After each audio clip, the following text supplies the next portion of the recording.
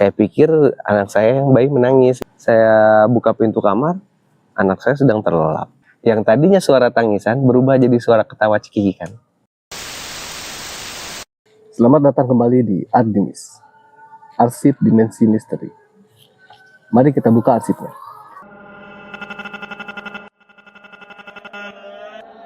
Oke, kali ini saya ditemani oleh Mas Septian ya. Sehat Mas? Sehat alhamdulillah Mas Fred. Nah, Mas Septian ini memiliki cerita yang cukup mistis ya Mas ya. Itu kejadiannya di mana Mas? Kejadiannya itu di salah satu daerah di Sumatera bagian selatan. Tempat itu memang didominasi sama perkebunan sawit, perkebunan karet. Dari awal dulu memang di tempat dibuat itu dari zaman penjajahan Belanda. Oh, tempat dibuat lokasi itu area ya. lokal. Tapi sebentar, jadi Mas tuh pindah ke sana tuh atau apa? Jadi ke Sumatera. Awal mula saya ke sana itu istri saya berdinas di sana, kerja di sana. Oh gitu. Awalnya di salah satu kementerian lah ya, satu kementerian yang berkorelasi sama perkebunan, kebun sawit dan karet. Nggak perlu dibilangin, pasti udah tahu nih. Di sana itu kompleks pendidikan. Jadi instansi pendidikan, istri saya sebagai staf pengajar pindah ke sana, saya ikut ke sana setelah menikah. Lokasinya di jalur lintas, jalur lintas timur Sumatera. Oke. Jadi memang kondisinya untuk apa namanya ya, bukan peradaban ya.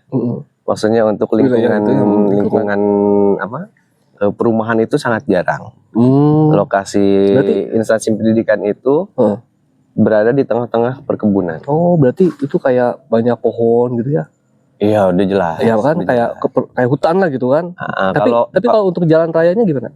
Letaknya memang di pinggir jalan raya, di jalur nasional, jalur lintas timur Sumatera letaknya. Dulu saya awal pertama ke sana itu memang nggak ada apa ya, nggak ada kejadian-kejadian aneh gitu ya, yang berbau mistis gitu ya. Terus memang saya orangnya awal saya bukan nggak percaya, cuman saya nggak terlalu ambil pusing dengan kejadian itu. Terus sama sekali nggak jadi concern di hidup saya. Kalaupun ada cerita-cerita selentingan mistis segala macem, saya anggap itu cuma orang bualan aja. Karena saya itu believe by seeing gitu ya, percaya dengan melihat. Gitu. Saya terlalu apa namanya, terlalu praktis lah. Awal mula saya pindah ke sana itu memang nggak ada kejadian apa-apa. Nah di sana itu instansi pendidikan itu karena memang di bawah kementerian langsung, jadi mereka fasilitasnya lengkap. Salah satunya fasilitas untuk karyawan di sana termasuk staf pengajar adalah rumah dinas. Memang biasanya diperuntukkan untuk orang-orang dari luar daerah. Karena kami dari sini, dari Pulau Jawa, jadi kami diberikanlah fasilitas rumah dinas. Di salah satu rumah dinas itu saya dengan istri masih tinggal berdua dulu. Nah di situ nggak ada kejadian apa, meskipun orang-orang banyak yang ngomong di rumah dinas yang saya tempati itu dulunya sejarahnya yang beberapa orang tuh sudah datang dan pergi, karena nggak betah di rumah. Tapi saya sama istri nggak ada kejadian apa-apa, nggak ada kejadian mistis atau ada gangguan segala macam, nggak ada. Pada saat pindah awal-awal pindah itu berkisar 2 tahun, lalu di tahun ketiga saya di sana karena saya masih dulu bekerjanya proyek. Jadi saya pulang ke situ paling di situ 2 minggu tinggal nemenin istri. Lalu saya proyek lagi di bidang migas. Pada saat tahun ketiga, menginjak tahun ketiga, istri saya sudah hamil.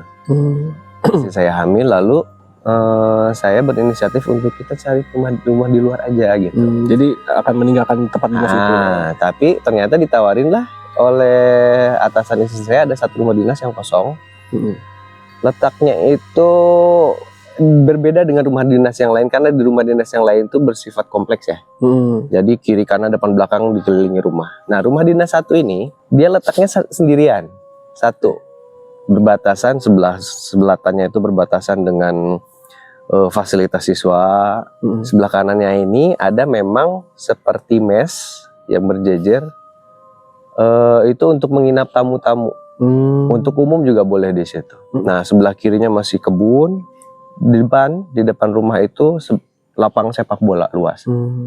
Di sekelilingnya itu pohon-pohon beringin, pohon-pohon yang pohon asam, pohon banyak pohon lah jenis pohon, Ya. tapi sudah mulai beringin, jadi pohon beringin gitu. Nah awal mula pindah ke situ, rumahnya tuh memang agak sedikit terbengkalai. Rumah itu ya? Iya, jadi kami renov dulu nih dengan budget minim, kami renov untuk supaya merasa nyaman. Bentuk rumahnya tuh seperti huruf T. Huruf T hanya saja bagian depannya itu menjorok sedikit ke depan. Nah, di ruang tamu itu masuk ke dalam itu bentuknya melebar ke kiri dan ke kanan. Oh gitu. Memanjang. Oke, iya, Nah, jadi huruf T-nya hanya panjangnya itu ke samping, bukan ke bawah. Ke depan. Pertama kali ke situ 1 bulan 2 bulan kami merasa nyaman-nyaman saja karena saya termasuk orang yang nggak terlalu suka dengan keramaian, bertetangga kiri kanan gitu. Introvert berarti? Nggak introvert enggak sih. juga ya? Cuman lebih nyaman aja Oh, iya. gitu. Saya merasa nggak mengganggu orang dan saya merasa tidak terganggu dengan orang. Lebih privasi lah ya? Jadi ya betul, salah satunya privasi. Masuk situ awal mula 1 bulan 2 bulan nggak ada apa-apa. Kami nggak merasa terganggu. Lalu tibalah saatnya istri saya waktunya melahirkan. Kami pulang kampung dulu. Pulang kampung setelah melahirkan, kami balik lagi ke rumah dinas itu. Balik lagi ke rumah dinas. Anak dibawa juga? Anak yang baru dilahirkan dibawa. Dibawa ya? Iya, baru dilahirkan. Nah, awal mula kejadian yang saya anggap itu nggak masuk akal ya, nggak masuk akal gitu. Tapi saya dulu tidak termasuk orang yang senang dengan hal mistis, tapi semenjak kejadian itu saya merasa bahwa dekat sih kita dengan mereka tuh tipis jaraknya dekat gitu. Bahkan saling bersinggungan lah, bisa saling bersinggungan. Jadi pada saat itu tuh tengah malam saya saya tuh ada laporan. Habis ngerjain laporan project, sampai waktunya tengah malam. Istri saya sudah tidur dengan anak saya yang masih bayi, waktu itu masih berumur sekitar 5 bulan, setengah tahun lah ya. Agak sedikit capek nih laporan, numpuk. Jadi saya sempatkan waktu untuk merokok dan ngopi. Di Saya ke teras samping rumah. Oh, samping rumah ya? Ke samping rumah. Yang berbatasan langsung dengan kompleks mes. Kompleks mes yang memang seringnya kosong karena jarang ada tamu. Nah, saya nggak pernah tuh dengar cerita-cerita mistis sebelumnya ada apa-apa. Cuma memang pernah sekali dengar bahwa di situ ada, kalau ibaratnya ada penunggunya lah ya. Penunggunya itu di situ sudah lama dan orang berkebangsaan Belanda. Penunggunya itu. Jadi dia pakai bajunya long dress orang Belanda gitu kan, cewek. Cerita tuh. Ya, ceritanya. Cuma saya nggak terlalu perhatikan kan, karena saya nggak terlalu peduli. Nah, ceritanya awal mulanya begitu, saya sedang merokok di luar, mungkin waktunya sekitar jam 12:30 lah, tengah malam lah ya. Lagi merokok tuh saya kan biasa dengar tuh sepi kan, karena nggak lingkungan sekeliling nggak ada sama sekali, paling suara-suara serangga malam, hewan-hewan malam. Awalnya pelan suaranya, yang saya dengar itu suara tangisan perempuan, pelan, samar-samar. Saya pikir anak saya yang bayi menangis gitu, karena jarak dari kamar, dari pintu masuk itu ke kamar saya itu ke kanan. Nah, sementara saya, karena saya merokok nggak pernah di dalam rumah, saya selalu di luar. Dari pintu saya masuk ke kiri. Berbeloknya ke kiri. Ya. Tapi letaknya masih di luar. Jadi di bagian belok kiri, lalu bagian kanan rumah itu berarti ya. Itu ada memang pintu di samping untuk keluar masuk. Nah, ruangan gudang. Saya keluar lewat situ merokok, saya dengar samar-samar ada suara tangisan. Saya masuk, saya pikir anak saya. Saya buka pintu kamar, anak saya sedang terlelap. Istri saya juga lagi tidur juga. Oke, saya balik lagi, saya berpikiran positif lah ya. Mungkin suara angin atau apa. Semakin lama makin kencang nih suara nangis. Nah, bentar. Itu suaranya tuh mencerminkan orang dewasa atau memang anak kecil? Anak kecil awalnya ya? Karena suaranya sama, kecil, saya nggak yakin. Itu anak kecil atau orang dewasa. Ya, masih samar ya. Tapi memang agak sedikit menyerupai suara perempuan. Oke. Dewasa lama, berarti? Semakin lama semakin jelas. Semakin jelas suara perempuan. Nangisnya tuh apa ya? Kan ada tangisan marah. Ya, benar. Ada tangisan sakit. Kalau ini tangisan sendu gitu. Tangisannya tuh kesedihan, sedih gitu, yang dia menahan rasa sedih lalu hanya bisa menangis dengan suara perlahan gitu. Saya beranikan diri, saya udah feeling nih, waduh ini nggak bener nih gitu kan. benar saya termasuk orang yang agak penakut sebetulnya awalnya. Makanya saya nggak terlalu peduli hal-hal Iya. mistis. Jadi saya ambil lampu sorot senter, saya ambil lalu saya beranikan diri karena saya dengar arahnya itu datang dari ruangan mes sebelah Berarti Mas rumah mendekati sumber suara itu kan? Iya, saya dekatin sumber suara. Saya senternya saya sorotkan ke lokasi situ. Setiap saya sorotkan senter, suaranya hilang. Suaranya hilang. Saya pikir di situ sudah mulai mengganggu nih ya, suara-suara tangisan itu sudah mulai mengganggu. Akhirnya saya nggak ganggu kamu. Jadi saya nggak mau kalau kamu ganggu saya. Oke. Jadi Masnya berkata begitu ya dalam hati ya? Iya, masih di dalam hati gitu kan. Akhirnya saya beranikan diri, udah saya masuk. Tadinya mau buat kopi nih, buat kopi. Suaranya makin jelas. Suara tangisan tadi. Itu. Oh. Pas kedua kalinya saya nyalain senter sorot, ada sekelebat. Berarti ada Dari samping mes itu, bangunan mes itu, cepet ya? Sekelebat. putih, hitam atau apa? Iya, gaun putih kayak Putih gaun ya? putih gitu, kayak daun putih gitu. Saya pikir itu kerudung ya hitam, tapi setelah saya berpikir lama-lama mungkin rambut. Mungkin rambut diikat, tapi ini ada menjuntai rambutnya.